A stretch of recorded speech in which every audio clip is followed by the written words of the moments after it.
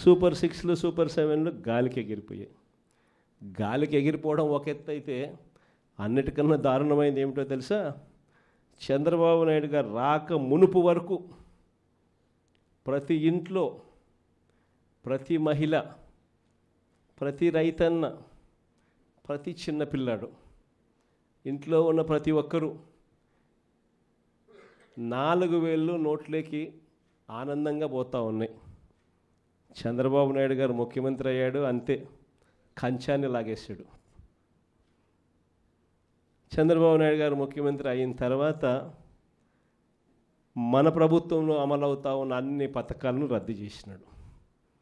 రద్దు చేయడం ఒక ఎత్తు, చేసిన తర్వాత ఈయన చేస్తానని చెప్పిన హామీలన్నీ కూడా పూర్తిగా మోసంగా మార్చేసాడు. కానీ ఎన్నికలకు ముందు ఈమె పెద్ద మనిషి ఏమన్నాడు? జగన్ ఇస్తాడనేటివన్నీ కొనసాగుతాయి. కొనసాగించడమే కాకుండా అధికంగా నేను ఇస్తాను అని చెప్పి ఎన్నికలప్పుడు ఈయన మాట్లాడిన మాటలు